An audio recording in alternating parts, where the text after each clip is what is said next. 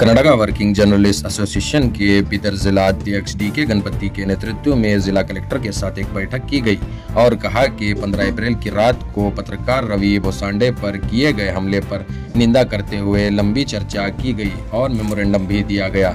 इसके साथ साथ एसपी प्रदीप गुंटे को भी मेमोरेंडम दिया गया।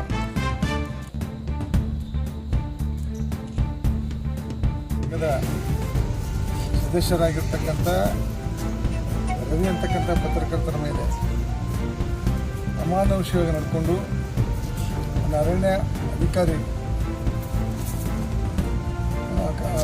ಅವಮಾನೀಯವಾಗಿ ನಡ್ಕೊಂಡು ಮತ್ತು ಭಾಳ ಒಂದು ರೌಡಿ ಥರ ವರ್ತನೆ ಮಾಡಿ ಒಂದು ಪತ್ರಕರ್ತರು ತಿಳಿಸಿದಂಥ ಘಟನೆಯನ್ನು ಕುರಿತು ಇವತ್ತು ಎಲ್ಲ ಪತ್ರಕರ್ತರು ಒಕ್ಕೂರಿನ ಖಂಡಿಸಿದ್ದೇವೆ.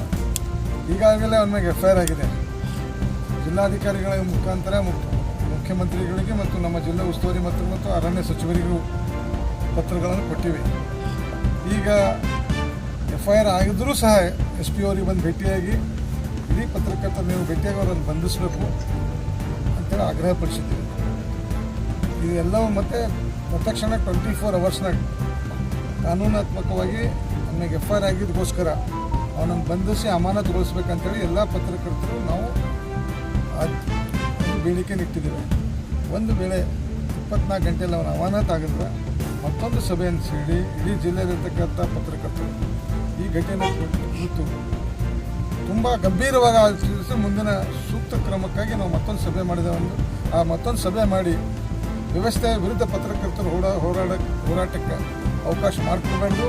ಜಿಲ್ಲಾ ಉಸ್ತುವಾರಿ ಮಂತ್ರಿಗಳು ಅರಣ್ಯ ಸಚಿವರು ಆಗಿದ್ದಾರೆ ಹಾಗೂ ಈಗಾಗಲೇ FIR ಆಗಿದೆ ಮತ್ತು ಅವನು ನಡ್ಕೊಂಡಂಥ ವಿಡಿಯೋ ಕ್ಲಿಪ್ಸ್ ಜಿಲ್ಲಾಧಿಕಾರಿಗಳು ನೋಡಿದ್ದಾರೆ, SP ಅವರು ನೋಡಿದ್ದಾರೆ ಮತ್ತು ಮಾನ್ಯ ಮುಖ್ಯಮಂತ್ರಿಗಳ ನಮ್ಮ